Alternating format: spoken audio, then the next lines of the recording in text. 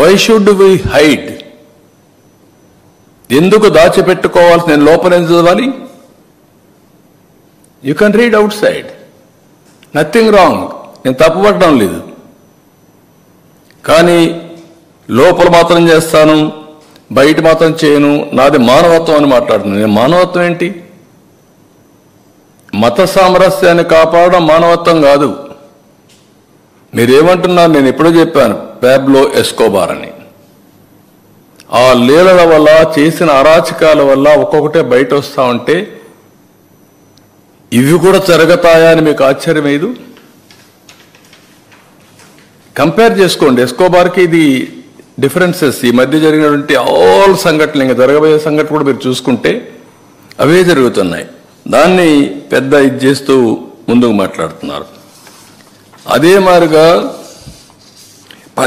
పదే చెప్పిన అబద్ధాన్ని తిప్పి చెప్పడం, పేపర్లో రాయడం, టీవీలో చూపించడం, బ్లూ మీడియాలో అదే ప్రచారం చేయడం. ఇక్కడ కల్తీనే జరగలేదు అంటాడు. కల్తీని జరగలేదు అంటూనే ఈవో చెప్పాడంటాడు జరగలేదని. ఈవో పదే చెప్పాడు. ఏదైతే ఆ కంపెనీ ఉందో, ఏఆర్ కంపెనీ, ఏఆర్ డైరీ, ఆ డైరీ 8 ట్యాంకర్లు పంపించింది. 4 ట్యాంకర్లు కన్జ్యూమ్ చేశారు. పదే వచ్చిన కంప్లైంట్ చూసిన తర్వాత ఈవో చెప్పినా వినలేదు కాబట్టి ఈ 4 ట్యాంకర్లు రిజెక్ట్ చేసినప్పుడు ఎన్డీడీబీకి పంపించారు, టెస్టింగ్ పంపించారు, ఎన్ఏబిఎల్ టెస్టింగ్. ఇది ఎన్డీడీబీ ఇచ్చిన రిపోర్ట్. ఇది మేము తయారు చేసిన రిపోర్ట్ కాదు. ఇది క్లియర్గా ఎన్డీడీబీ రిపోర్ట్ ఇస్తే ఆ రిపోర్ట్ను తప్పు పట్టేట్టుగా ఈ రిపోర్ట్, ఎన్డీడీబీ ఇచ్చిన రిపోర్ట్ ఇది చాలా క్లియర్గా 4 శాంపుల్స్ పంపించినప్పుడు 4 ట్రక్స్ నుంచి, ట్యాంకర్స్ నుంచి చాలా స్పష్టంగా వాళ్ళు రిపోర్ట్ ఇచ్చారు. ఆ రిపోర్ట్ని బయట పెట్టకపోతే రేపు బయట వస్తే మేము హైడ్ చేసినట్టు కాదా? తప్పు చేసినట్టు కాదా? భగవంతుడు మమ్మల్ని క్షమిస్తాడు? ఓకే, ఇది జరిగింది. జరిగిన తర్వాత మీరేం చెప్పాలి? నేను అడుగుతున్నా, ఇది జరగలేదు అని ఎట్లా చెప్తున్నావు నువ్వు? అదే సమయంలో మీరు ఒకసారి చూస్తే ఇవి జరిగింది, ముందు జరిగింది ఆగస్టు 10 తర్వాత పవిత్ర ఉత్సవాలు చేస్తారు వాళ్ళు. తెలుసో తెలియకుండా దోషాలు జరుగుంటే క్షమించమని దేవుణ్ణి కోరుకుంటూ ఒక ఉత్సవాలు చేసి అలాంటివన్నీ కూడా ఇది చేయడం కోసం, పవిత్రతను కాపాడడం కోసం ముందుకు పోతారు. ఇది జరిగిన తర్వాత మళ్ళా అలాంటి ఉత్సవాలు అవసరం లేదు, జరిగింది, విన్నాము కాబట్టి ప్రోక్షణ చేయాలి అని శాంతి యాగం చేశారు 23వ తారీఖున మొన్న. ఇవన్నీ జరిగితే పదే ఈవో చెప్పలేదు అనే విధంగా ఈవో ఎక్కడ చెప్పలేదండి? నేను తప్పు చేశానని మాట్లాడుతున్నాడు. నేను ఎక్కడ తప్పు చేశానండి?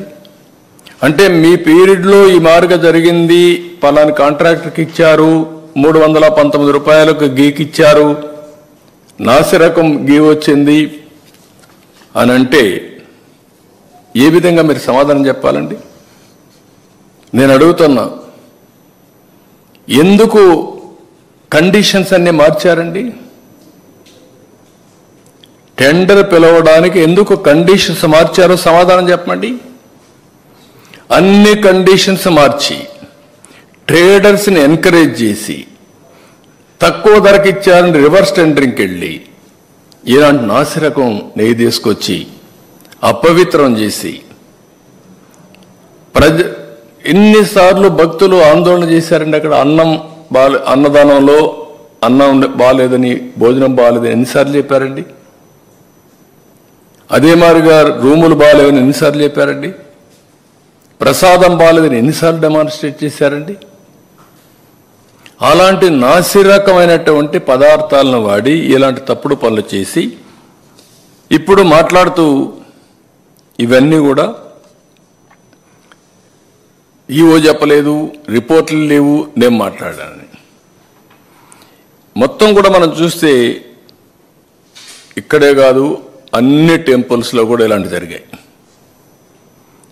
మొత్తం టెంపుల్స్ అన్ని ప్రక్షాళన చేశాం. 5 సంవత్సరాలు కొన్ని టెంపుల్స్ అయితే రాముల వారి తల తీసేస్తే, రాముడు తల తీసేస్తే రామతీర్థంలో ఇంతవరకు ఇన్వెస్టిగేషన్ లేదు.